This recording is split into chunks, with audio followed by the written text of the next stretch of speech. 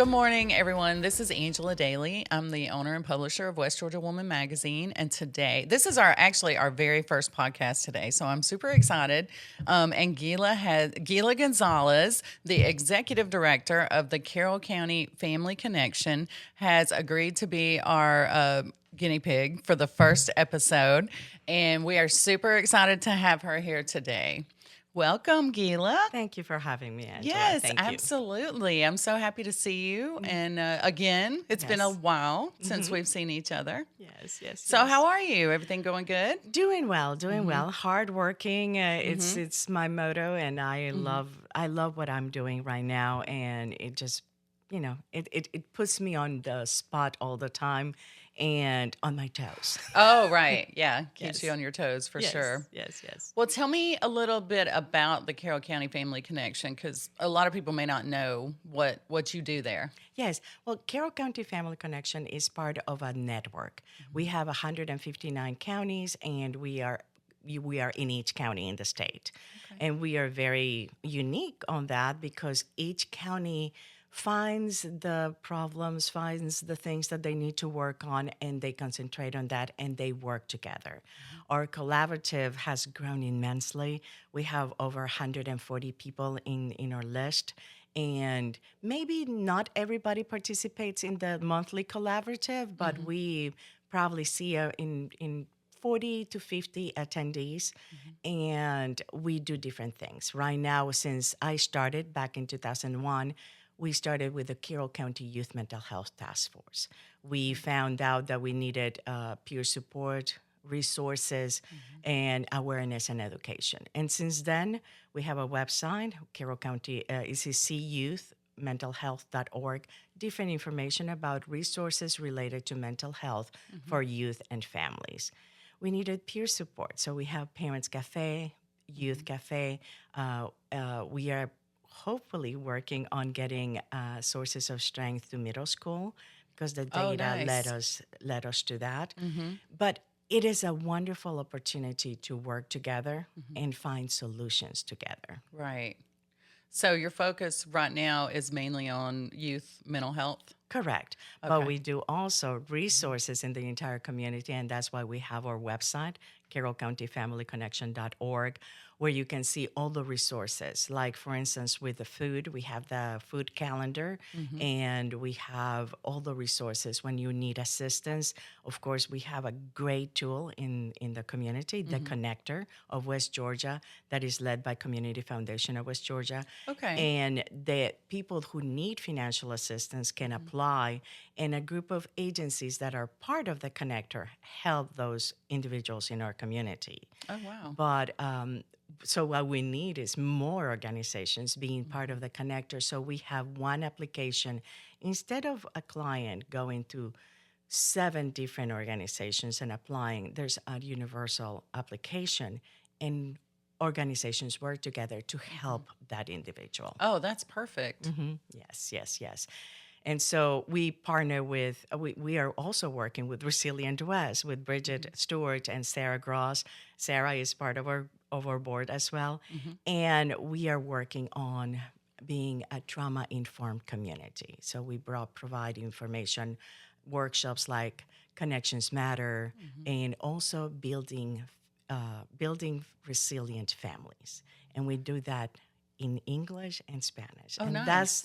I think that's the difference in between our county in the state, is that we try to do everything in English and Spanish. We have Question, Persuade, and Refer, a partnership with Mental Health America of Georgia, and GSU, the Center for Diversity and Disabilities. They do youth mental health first aid. I think that we have had in the past 4 years of almost 200 people trained on youth mental health first aid. Oh, wow. Yes. So, who would be the ideal candidate to be trained for that? Would it be just community leaders, businesses? Anyone who is working with youth, anyone who has a child, anyone who works in our school system, anyone. I think that all of these workshops are created so we can become aware. And when we become aware, we become invested and we become like a group of people that are doing the same thing. And it's very powerful to see parents who had never taken youth mental health first aid and for them applying it on their everyday life. Wow. Yeah. That sounds wonderful. There's nothing more important than helping young people. And, when you're young, you're just so angst ridden anyway. And then to add, some mental health issues on top of that, it can be overwhelming. Yes. Yes. Do y'all have any statistics regarding any kind of youth statistic? You said over 200 people have been through the program? Yes, yes, yes. Okay. And what we are seeing is that parents are getting more involved. Last February the 12th, we had the Parents Cafe with the Youth Cafe. We started, it's a very interesting story. Back in a year and a half ago, someone contacted me because they had seen the work in the website and also on social media. And they said, be creative. We are wanting to sponsor a program. And I was like, okay. So I started being creative, and they said more. And they said more. And so we started the series of The Art of. And the first one was The Art of Being Thankful. Oh, nice. And we had families coming together to paint with Miss Stephanie, and they did amazing. We had about 60 people there. Wow. We partnered with Carroll County Mental Health Advocates, and we had Alexis and Marina, who are our peer leaders. And they did an amazing job. But this group came, they provided the dinner, they helped, they mingled with the families, and then it was beautiful. So the next year we did The Art of Listening. And Marina Rogers presented a beautiful program. We had about 40 people there in the hall of our offices, right there by the museum. Oh my gosh, museum. yes. But then we know that this is a good series, so we had it for a special occasion on February the 12th. And that's where I got this, my little Inner Being product. Oh, I love it. That's And so nice. Ms. Marietta Martin from the Inner Being Project came and provided culture, neuroscience, the power of being together and communicating. So it was called The Art of Communicating with Love, fostering, communication in families. It was beautiful. Oh, that It sounds was wonderful. beautiful to see. And they were able to actually paint their own inner being. Oh. And they provided this one for each person. And to me, it's just a reminder that when we come together, connect with one another, love leads us. And so Right. I think that's the connectiveness of the different series that we are doing connect the parents with the youth. And for us, the youth is very important, and we have to listen to them. Yes. And Absolutely. one of the things that they said, one kid said that day, I have been in another program, but I am afraid of going back because I'm going back to the same environment. For a 16-year-old to understand and analyze that is very powerful. Yeah. So in our annual plan, we have changed and we have added, to work on the generational change because we need to do that. Right. Definitely. Well, thank you so much for everything you're doing for the youth in the community. I think that's amazing. Thank you. I lost my nephew to suicide at 22. And even though he wasn't a teenager, there were probably things that could have been done to help him, in his teen years that we just really weren't aware of. So anything you can do to help youth, just kind of hang in there. Hang in there, Tell me about your early life. I want to hear about when you were born. You were born in Nicaragua, right? Yes. And what city was that in Nicaragua? In Managua, Managua. from the capital. But my father was from Matagalpa in the mountains, and my mom from Carazo, different regions. But they met in Managua. And I am a city girl, but I'm a country girl. Uh-huh. And I think that that's why when I came to Carrollton, I fell in love with Carrollton. Right. Yeah. This is Well, home. it's easy to fall in love with this place for sure. Yes, yes. So, but your grandfather, wasn't it your great grandfather was actually from Pennsylvania? Yes, yes. He came to Nueva Segovia, to Nicaragua, and fell in love with a very indigenous woman, my great grandmother, Raquel. And they married and have had a lot of children. Well, not that many. My grandmother did have a lot of children. Right. She had 13. Oh my gosh. Yes, Wow. yes. And yes, your yes. mom is here with you. Yes, Right? yes, yes. Do you guys live together, right? Yes, yes. yes, Okay. Yes. I live with her. Oh, okay. Gotcha. Yes. Gotcha. Welcome, friends. I'm Zachary with Daily Life Photography. I hope you're enjoying this amazing podcast. I have a question for you. Have you ever asked yourself, how can I hold on to life's most precious moments forever? Well, at Daily Life Photography, we can make your dreams a reality. From family get-togethers and weddings to new business ventures and special milestones, we are honored to help preserve those memories. Call or text today or visit us online at dailylifephotography.com. We look forward to speaking with you. Hey, Chelsea, who should take everyone's photos? Daily Life Photography. I love you, Daddy. I love you too, sweet baby. And so we moved to the United States, first to California, and then to Florida. I was there for like 9 months. Beautiful, but not my thing. And so we were going back to California, and we stopped by in Carrollton to visit my brother. And on the third day, I told her, Monsignor Regan, we went to church, and the rest is history. I remember Monsignor Reagan. Yes. Yeah. Yes. From a long, long time ago. I never really got to know him that well, but I do remember him. Everyone loved him so much. Yes. Still remember his words. Yeah. Yes. I know he had, from what I've heard, he had this amazing way of just, I mean, like he knew everyone's name for one thing. Like he would know you if you came up to him, but he would always have the right thing to say. That's what I've always heard. Yes, yes. Truly, he was a spiritual guidance for me since I moved here. So, that was always has been my refuge, the church. Yes. So tell me about, so when you got here to Carrollton, how old were you? I was 20. You were 20, just a baby. Yes. Actually, I was 21. I just had turned 21. Yes, Okay. I remember. And you decided to go and pursue a degree in mass communications, right? At UWG? Yes, but it was just like a detour. I came here and I was working all the time. And my mother took me to the university and said, "You're going. I need to go for ESL classes." She took me there, And as that's soon as English as a second language? Yes, English as a second language. And I entered the place. She knew exactly the building that we were going. And I'm like, "Hi, I'm here for my mom to enroll in ESL classes." And from the back of me, I hear her. "I'm here for my daughter to come to school." And she had a little card. Oh, my gosh. She had an appointment, and the counselor said, "You cannot force your daughter," because I was crying. No, really? And oh yes, my I was gosh. like, yeah. and she Well, said- that's kind of something to spring on you. and she said, I remember him saying, "You cannot force your daughter to come to school."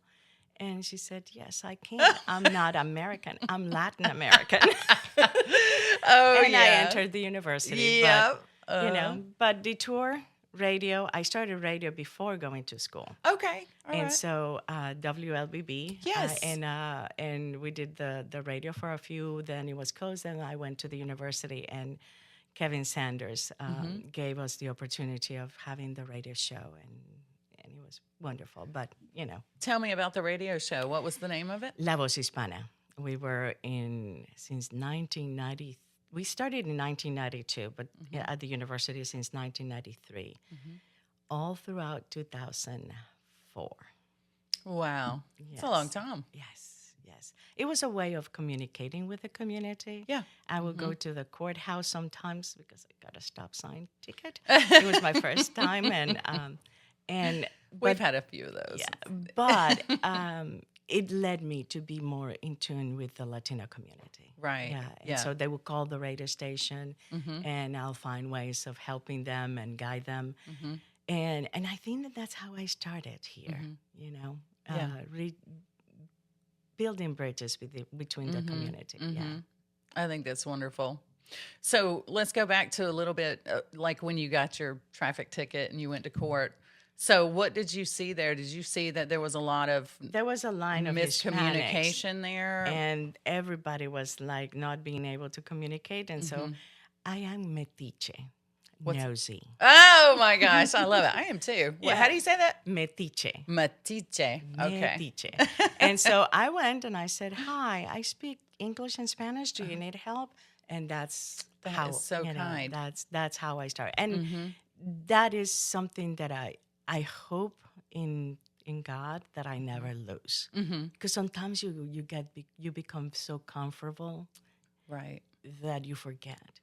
Giving back is part of our daily work Right, as exactly. human beings, you know. Even if it's just something as small as asking someone if they need help. Yes. Even a smile at the supermarket. Right. Yes. So the rest is history from there. Yes, So I'm sure, you know, because I know my brother is married to a Latina, and I know that in that the Latin community, word of mouth travels.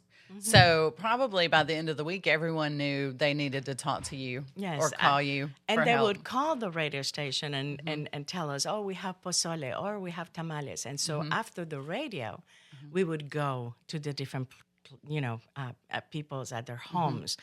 And that was building community. I just didn't know. So they were you just know? inviting you to dinner? Is that what it was? Oh, Yes. wow. And so, nice. I remember a lady calling and saying, "Hi, I'm sorry to call the radio, but I didn't know how to communicate with you, but I want to learn how to do tamales."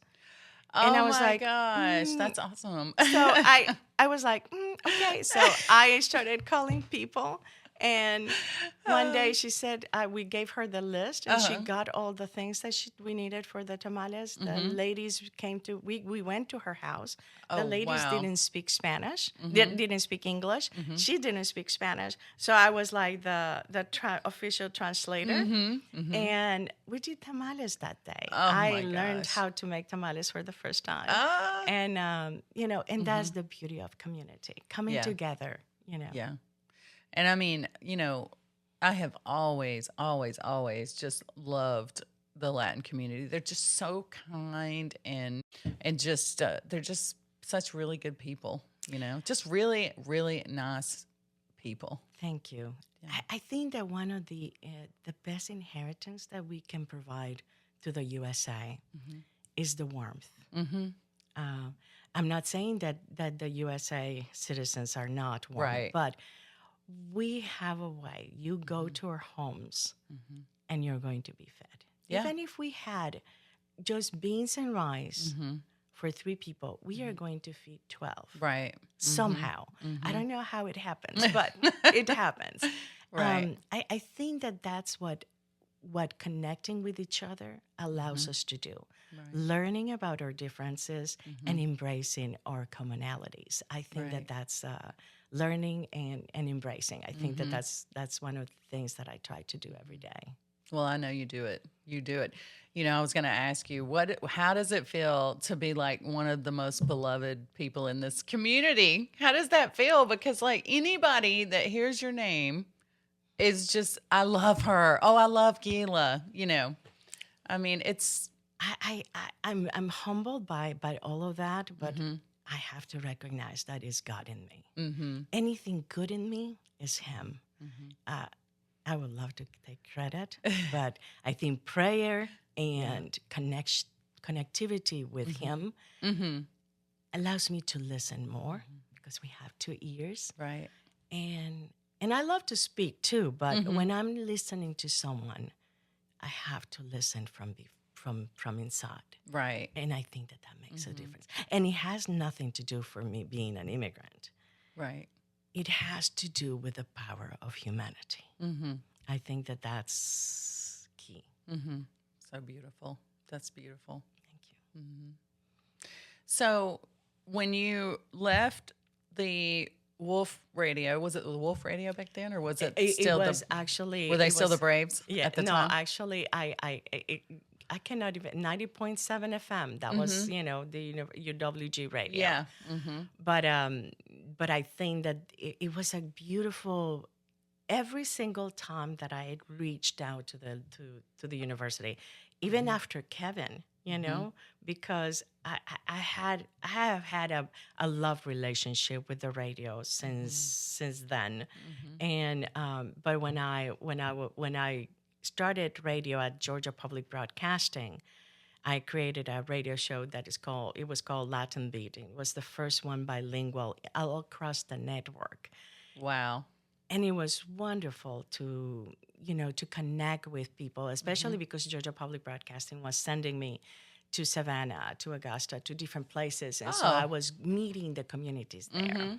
And when we did our first health fair here with the University of West Georgia, we had the Multicultural Alliance even before Latinos United was created. We were. I brought people from the GPV. We were able to bring, the character that was, doing, and we had a dancing contest, and we had the police department, we had the dentist, we had so many people there. We had over 500 people at our first health fair. Wow. Yes, and that was with connection with the chamber, the university, the nursing department. So all coming together to do something special for the community. And I was just shocked Wow, to that's see so so many nice. people. So it was a free community health Yes. fair. Yes. Over 500 people. That is a Yes. lot. Was it just for the Latino community, or was it for? It was for the Hispanic community. Hispanic the community. Spanish speaking community. Yes. Okay. Yes, All right. Yes. So is that am I supposed to say Latino or Hispanic? I interchanged them. I'm Okay. gonna explain to you. Hispanic. We became Hispanic because we needed a box in the census. Oh, gotcha. That's okay. it. Okay. But we are Latin Americans. right. Latino is the term that some people prefer. A Latin American is one encompasses over 22 countries in So Latin America. That pretty much covers it all. Yes. You say yes, Latin American, and you're gonna cover Yes, everybody. everyone. Okay. Even Brazil. right. Okay. Hey everyone, spring is here, and when the temperatures start rising, there's nothing better than staying cool and comfortable at home with the AC running. That's why I trust Addison Smith. They offer 24-hour repair service, so no matter when something goes wrong, you're covered. And right now, they're running a spring AC tune-up for just $99. Can you believe that? That is such a great deal. Addison Smith is an authorized Carrier factory dealer, and all of their technicians are NATE certified, so you know you're getting expert service every time. If you want peace of mind going into the warmer months, give them a call at 770-832-9006. Again, that's 770-832-9006, or visit addisonsmith.net to schedule your spring tune-up. Addison Smith, giving you more since 1954. Okay. So and everyone, and also I was we featured you in June of 2025, which was amazing feature. We love that. I was reading back over that, and I realized that you said that in Latin America, people have different accents, different is there different kind of slang Yes. type things Yes. in the You can get into trouble. I have gotten into trouble. really I cannot use a word in Nicaraguan idiosyncrasy. I'm not going to say it on air. But one day I was saying it at a dinner, and I said to my friend, "Me estás?"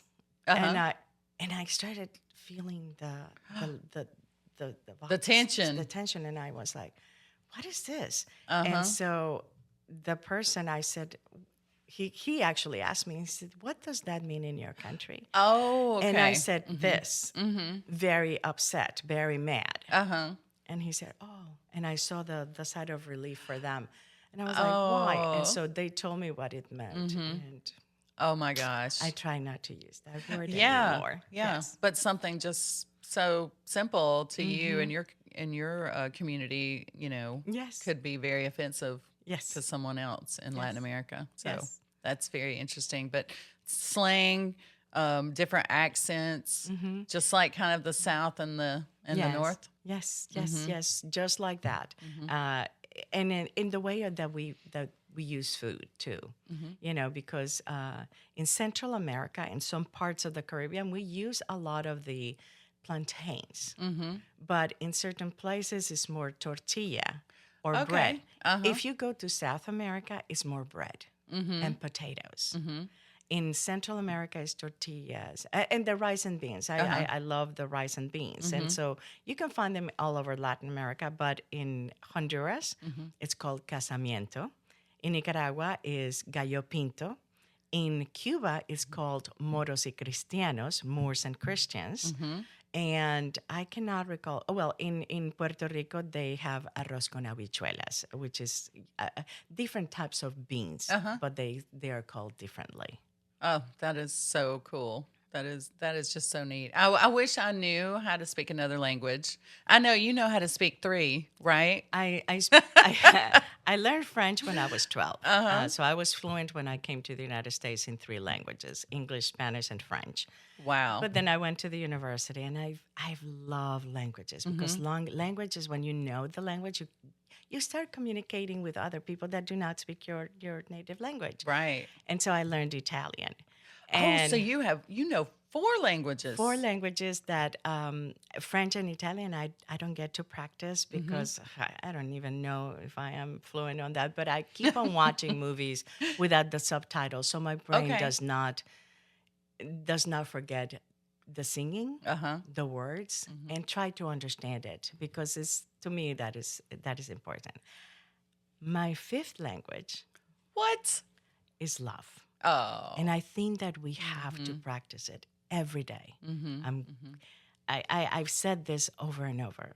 It is about the attitude that you have towards something, that it may not be something that you're accustomed, but if you have love, you appreciate it, you want to learn from it, and you want to mingle with that, and that's with cultures.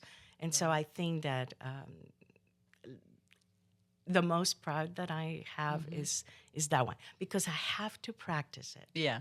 It's not just something that is knowledge. Sure. It has to be practiced. And sometimes it's hard.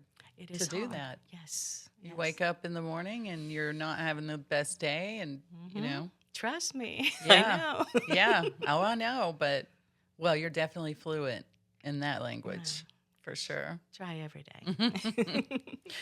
Speaking of Italian, you should go talk to my stepdad. He's Italian, so he could definitely converse with you. Oh, yes.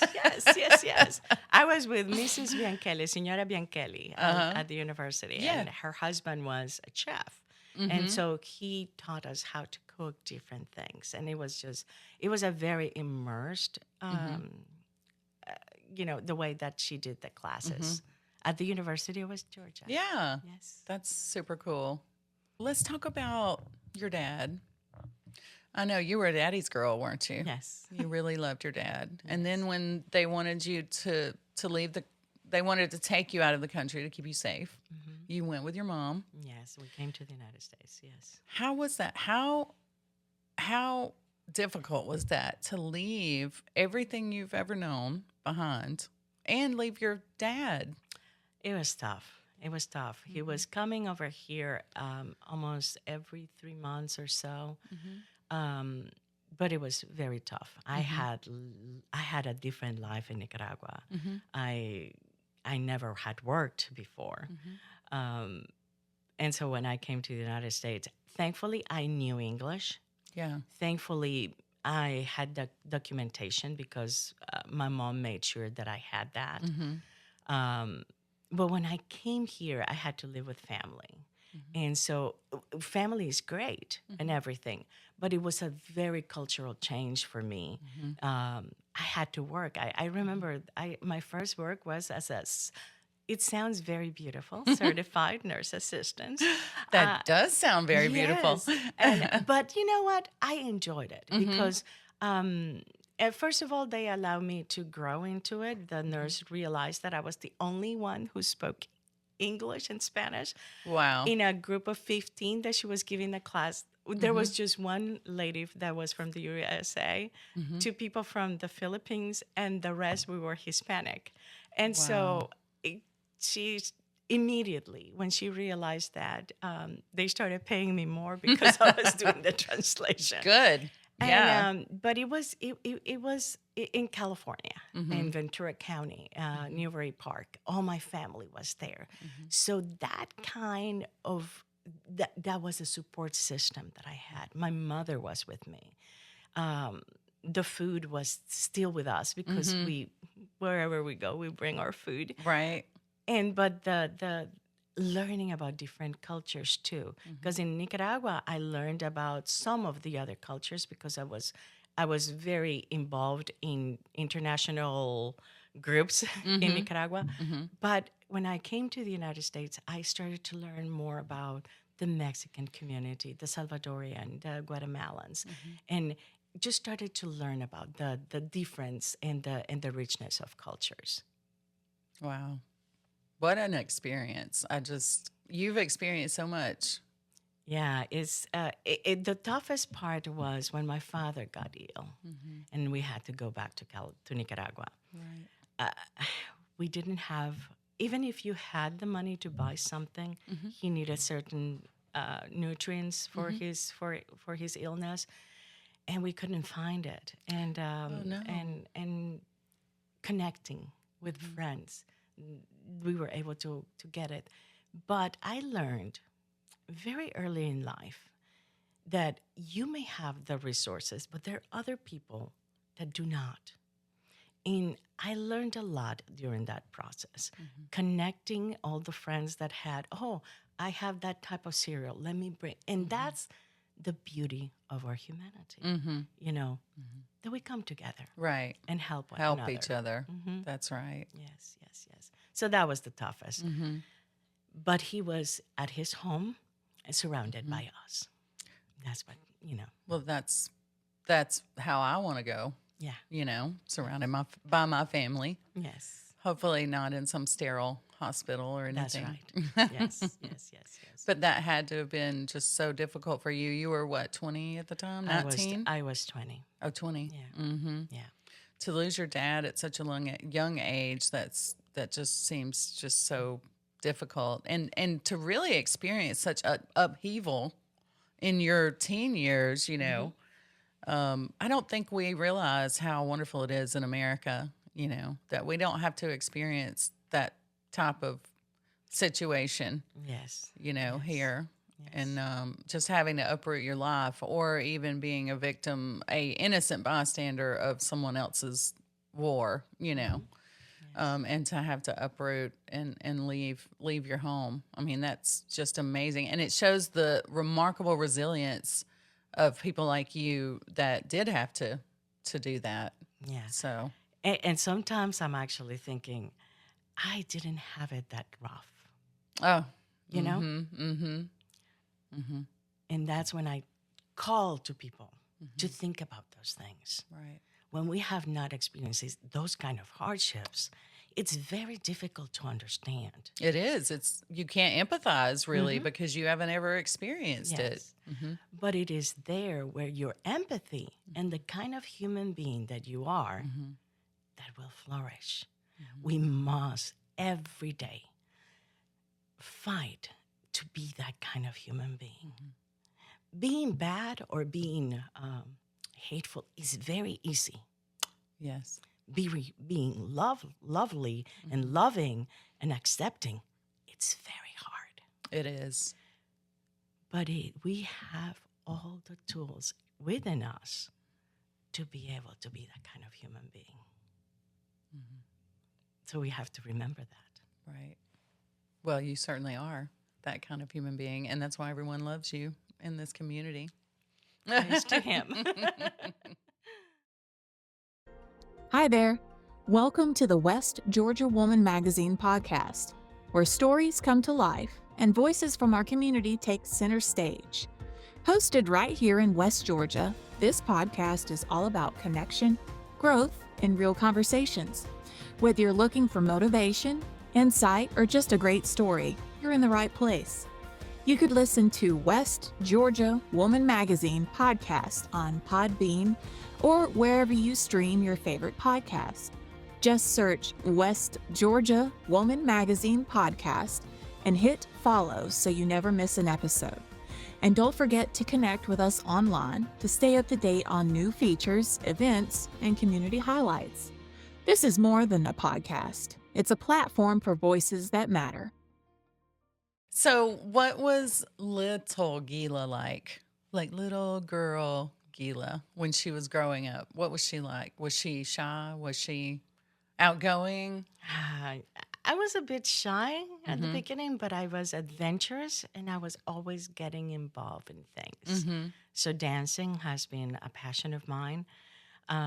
Singing, playing the guitar in the choir. I have not touched a guitar in over 20 years. Oh my gosh. But, being in a nun school all my life, I wanted to be a nun. Really? You are kidding me. No. So you went to a Catholic school? Yes, I went to a Catholic school, and my dream was to be able to be a nun. And I Wow. remember talking to my guidance counselor, Hermana Berta, and she sat me down in this, in the hall, and she said, "Do you see those little birds, Gyla? That's you. Do you remember the canaries that we have in the house? They have their home at the school. They were in a beautiful cage. That's us. We're in the jail of Jesus, but we love it. Right. And you don't have to be a nun, and you don't have to be in the world, to be his daughter. So no tienes que ser monja. You don't have to be a nun. You can be in the world without being the world. Right. And Wow, that's very powerful. yes, and so that was something that I always wanted to give back. The nuns will take us on the Fridays to do different educational pieces to the children, to the people who were suffering from leprosy, the elderly. So I was immersed on that. My mom was always immersed in giving back too, giving food. And I remember one day when the times of the revolution, I said, "Mom," I was 14 years old. And I said, "Mom, I want to go and teach to read and write to people." And so the revolution, the government was asking the young girls to go and the young people to go and teach how to read and into the mountains. And my mom said, "Oh, you want to do that?" And I'm like, "Yes." So she gathered 5 people that were working in the different houses nearby in the neighborhood, and they would come at 4:00, and I would teach them how to read and write. Oh my gosh. Wow. At 14. Yes. When I wanted to go and cut coffee too. Well, my mom is always so full of surprises. So she took us. She took me to the farm and she said, "Uncle, Gyla wants to learn how to cut coffee." So Gyla woke up. That was around 12. I went to cut coffee at 4 a.m. in the morning, and by my gosh. 8 a.m. I was back full of red spots. I was allergic to something, and Oh no. and she said, "Oh, you cannot be cutting. Well, now you're going to learn about the drying of the coffee." So I learned all the process of the coffee. Wow. That's my mom.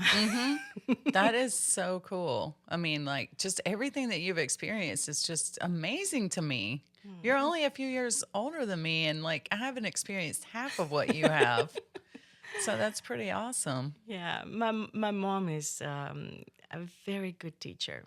When I'm teaching building resilient families, I remember all the ways that she made it a point for me to learn something. I used to break glasses all the time, like old glass. I was clumsy. And I was hiding it behind Oh the my bin, gosh. thinking that, when no one would see me, I would go and throw them away. Yes. And my mom called me and said, I was like 8 years old. She said, Gyla, have you broken any glasses lately? And I'm like, no. And she said, well, are you sure? And I said, yes. Well, your dad, your aunt, nor your brother, nor I have broken these glasses, and we found them behind the bin. So we are going to let go of Reina, who was the young girl that was working in our home. Oh no. And I started crying. I said, Oh, no, no. no, no, it was me, it was me, it was me. And she said, I want you to learn from this. You, every single time you do something, you have to accept the responsibility. That's right. So that's the way that Imelda Dietrich taught me. So what do you do with your mom now? What do you guys do to hang out? I saw that you travel through YouTube a lot. Yes, yeah, we do that. She's enamored with Vietnam right now because of the farms and the things. But she enjoys cooking. She cannot stay in too long, but my cousins came and she enjoys that. And cooking, teaching me how to plant. Oh, yes. Yes, because she has a green thumb. I wish I did. And so we have plants inside the house and outside when the weather is nice. But I think that that's what she does. And she watches all the news. And as soon as I come out from my office, she gives me a report of what's going on. She tells you everything that's going on. Yes, my mom does that too. Yes, yes. My mom will let everyone know what's happening right now. Yes, yes. Oh, me. I hope it's all good. Yes, yes. Well, the news you have to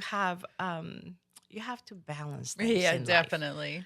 Don't watch it for so long that you'll get immersed, but watch it so you can be informed. Right. And always, always, I tell my mom, do not let the news affect your emotional wellness, because when we do that, we act differently, and we cannot be acting differently. We got to remember, That's so true.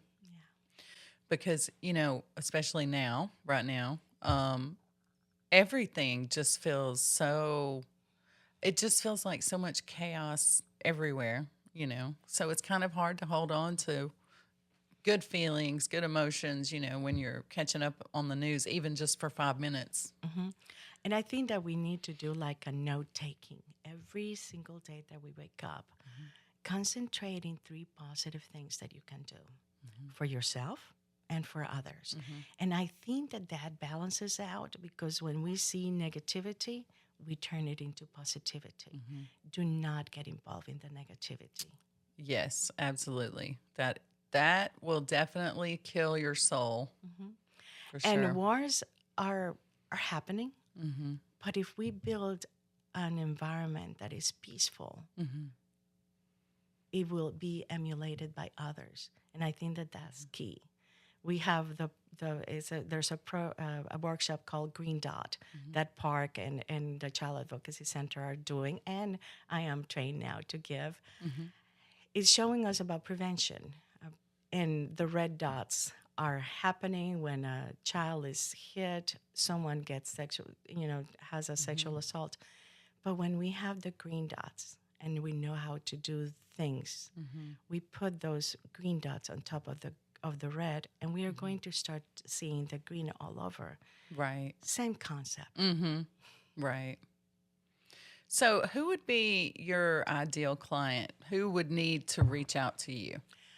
Well, people who have a need of finding resources in our community, they can give us a call. They can look at our website. But I think that, if you are, a lot of people have the misconception that I will be able to find them a house. Housing is a problem, and yes, so we definitely. cannot do that. But guidance is part of we do, and I think that guiding that person to the right resource. They're exceptional clients that make my life like at the end of the day that I had maybe a bad day, Mm-hmm. I remember one person that we were able to help, but she really wanted it. Mm-hmm. She's a homeowner Mm-hmm. today. Wow. That's amazing. She was living in a car with her two Oh. kids 5 years ago. Oh my gosh. But she really wanted it. Mm-hmm. But all the agencies that were part of her wraparound Mm-hmm. were very instrumental. Mm-hmm. But she really wanted it. It's Right. not, you cannot do things for others. Mm-hmm. I think that you have to want the change and you want to have that and have that supportive system that is going to help Right. you. You have to have some skin in the game. You have to make it happen. Help make it happen. Yes. Along with your other resources that you have. Yes. And we are a very resourceful community. Yes, I would agree with that. There's so many things, so many resources out there to help people. And even when I'm thinking about helping a parent have all that resiliency and all the tools, we have to remember that connectivity between us and our children starts from the moment that you're pregnant. Mm-hmm. Read to your children. Reach out to first readers so you can actually have those books. For me, that's essential. Building that emotional connectiveness with your children is going to help them in their adult life. That connectivity, it's so powerful. It is. And we need to build on that. I agree. Well, thank you so much for being with us today and for being our first podcast guest. Thank you. You are probably the best one we could have chosen. So thank you so much. And it was just a pleasure seeing you.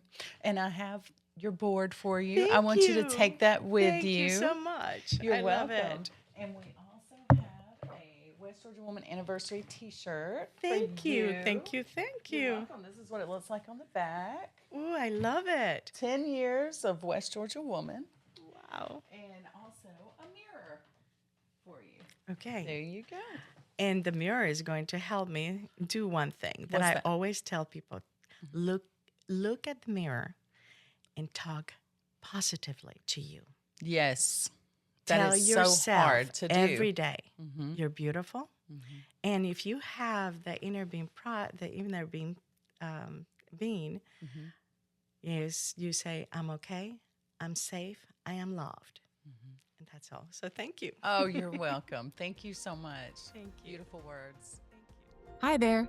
Welcome to the West Georgia Woman Magazine podcast, where stories come to life and voices from our community take center stage. Hosted right here in West Georgia, this podcast is all about connection, growth, and real conversations.